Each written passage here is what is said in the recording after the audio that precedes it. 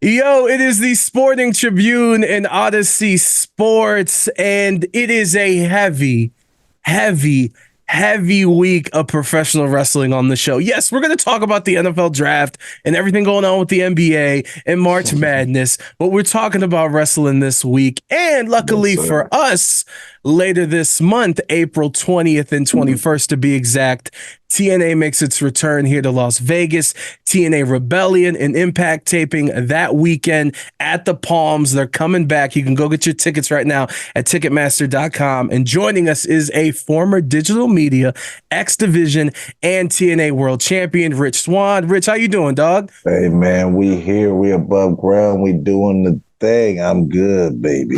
Hey, I'm glad for you to join us and making some time for us. But since it is our first time talking, just in general, first time on the show, like we can get into the graps here in a second. But we need to get to know you, bring you into the show and the things that we're talking about. Of course, we're talking the weekend after Beyonce album dropped. And here's the thing. There was rumors, and they're starting to get louder, that here in Vegas, her residency is going to be at the New Sphere. And the ticket prices are going to be kind of crazy. So my question to you, what artist, what show, what's the most expensive ticket that you'd pay for any type of show? You can bring someone back from the dead if you need to, if it's someone like that, for you to pay such an expensive price. Man, you know, what's crazy is man, it probably would be, and I know they still playing now, but like it'd probably be Alice in Chains, but I'd bring back Lane Staley. He'd sing with Homeboy that's singing now. I'd go see that concert. I don't care where it is, what price, I'll do it. I'm a little bit of a, I love my hip hop. I love my, you know what I mean? I love my rap. I love my R&B, but I'm a huge grunge head too.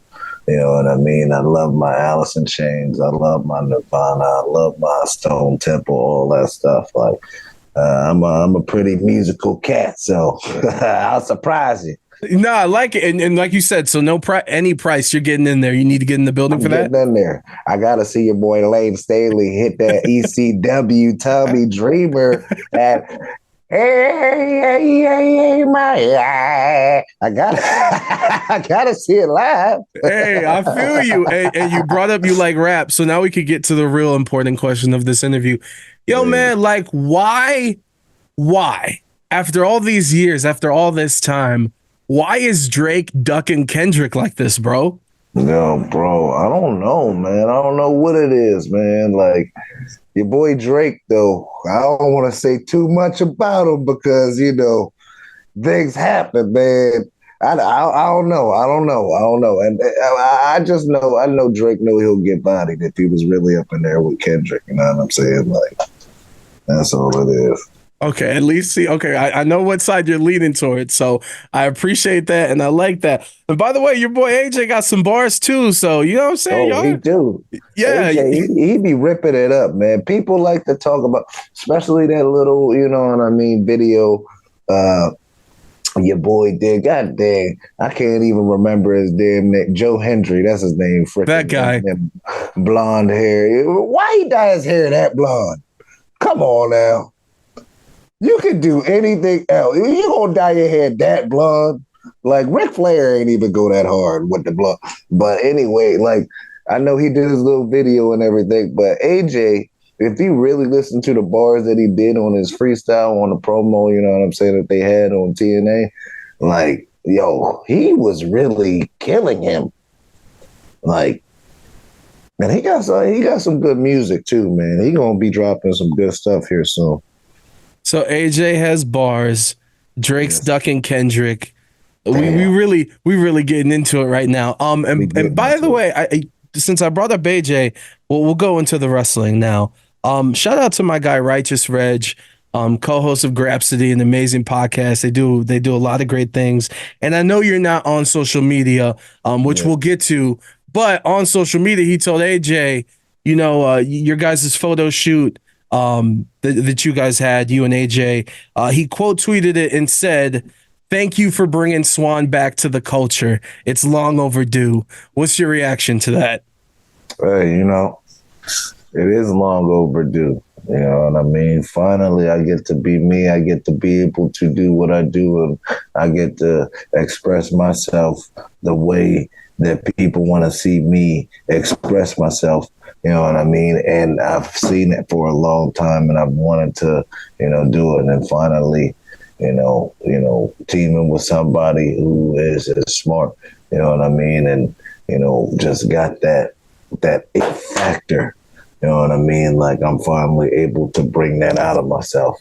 You know what I mean? That's the one thing that, people don't talk about when it comes to AJ Francis. People want to look at him and think that he's ignorant. They want to think that he looks at this business and think that he's better than this business. No, he loves this business. He will do anything for this business, and he's got a mind for this business. You know what I'm saying? And that's one of the reasons why I lock myself with him on TV. And you know what I mean? In real life, we cool. We on point. No, that's super dope. And on another note too, I do want to know in your career, because me as a wrestling nerd, I'm gonna go online and I'm gonna argue and do all this different stuff, and I think sometimes it gets overblown every week the match ratings for stuff. So I want to ask you, like, how much do you care about that? Because I can imagine, I'm just gonna guess your answer is gonna be like not much at all because you're already one step ahead because you're not on social media like that. Back in the day, like I'm talking about like early, like probably like 6 years into my career, like when I really started doing like things of, like that Of note. speak of, yeah, of note. You know what I mean? Doing in Japan, doing pay-per-views and stuff like that. And like actually being out there to be criticized like that. And I had 6 years before, you know what I'm saying, that being criticized and being put on that platform. You know what I mean? Like in the beginning, it used to eat me up. I'm like, damn, I'm out here. I'm trying to do my best. This is that. And these people out here, they talking all the mad shit. Oh, excuse me. Sorry. No, you good. You good. You good. Our producer will bleep it. You good. Yeah, but they just going hard. You know what I'm saying? They just going too hard.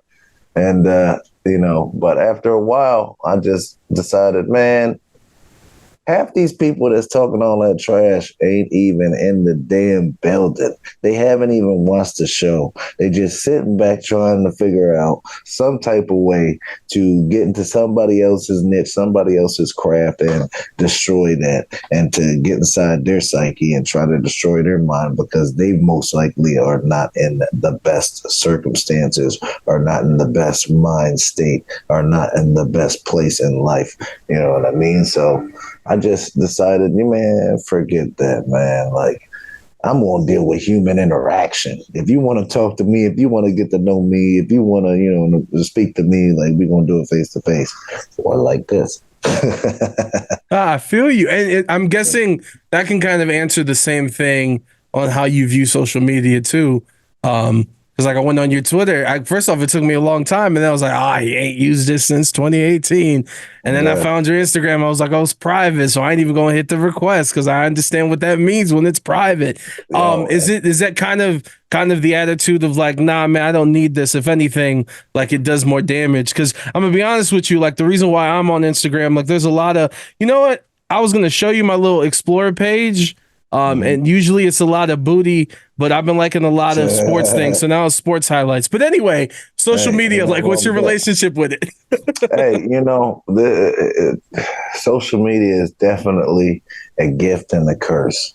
You know what I'm saying? If it wasn't for social media, starting in like things like YouTube and MySpace and Facebook and, Twitter and all that, I would not be in a position to where I am because, just like I said, like my first 6 years into the business, like there was really no tools like that to really put yourself out there. And then, it started becoming the way the business worked, not only for our industry, but for every industry going forward, like yours, like, movies, like anything, television, like, yeah, it's going through social media. But so like the curse part of it, like for wrestlers, you could be 2 years in. No, you could be 2 months in, and you could get a match and say you slip. You know what I'm saying? Somebody's got their cell phone out. They're ready to record you, and they put that out there. Now you're going to be known as the guy that slipped for however long until you know what I'm saying? You know what? That's What happened to AJ? It happened to AJ for quite a bit until everyone found out what was really why that really happened, and then they're like, "Oh wow, we're dickheads." Exactly. Or like with I know it was funny at the time. You know what I'm saying? But if you really think about it, Titus O'Neil at that greatest WrestleMania or greatest Royal Rumble, where he ran down the damn ring and then slid, and then you know what I'm saying. There's memes about that today. So there's a part in that underneath that ring, right? Yeah, a little post. You know what I'm saying? That just like a little strip type thing. Yeah. Oh, it's more than a strip. It's the whole frame holding the ring together. Oh, okay. If he just slipped, just a little bit higher when he had fell like that, before he was going underneath the ring, underneath the little canvas part, he could have hit his head and died, especially going at the velocity and the speed he was going. And everybody laughed at that, John. You know what I'm saying, on T or on social media. You know what I mean? And like, there's just things to where like it could do good for you and it could do bad. Like obviously, like promoting yourself and putting yourself out there, and promoting any things that you're doing. You'll get that positive feedback most likely sometimes, depending on what you promote. But other people just say BS that's just like, yo, come on, man. You wouldn't say that to my face, dog. No, that's real. I mean, that's real talk. And before we get you out of it, because I already know we're going to need to do this again in the longer format, because I really love your energy and appreciate the time. I want to ask you, what do you remember from your first match ever? Man, my first match ever, Clementon, New Jersey. It was in 2006, the beginning of 2006. 2006. Clementon, New Jersey at the Clementon Park. And freaking, I came out. I was coming out the Zoom on the Yamaha Chrome that 1100. What they doing? Hey, Ed, what they doing? And the whole crowd just Zoom on the Yamaha Chrome that 1100. Zoom on the Yamaha. Like it was just nothing but you know what I'm saying. Kids like me, little kids, and like I'm a dang near. I should say. Well, I'm very height deficient. I'm short. You're a short king? Yeah, some would say. I'm a short king, I'm 5'7" out here. So, and especially at the time, 2006, I looked like damn near all the little kids around the damn ring. What size was the shirt that you were wearing back then, by the way? Yo, bro, it had to have been like a 2X or something. I feel you. Damn well I couldn't fit. Yo, that's crazy. Let's close it out with this because I'm gonna need. I can't say enough. When you guys were here, and the energy inside the Palms, and there was so much pride that, like, growing up, I wasn't a TNA kid, but I'm so thankful being there. Like, you could just feel it, and we get to replicate that weekend.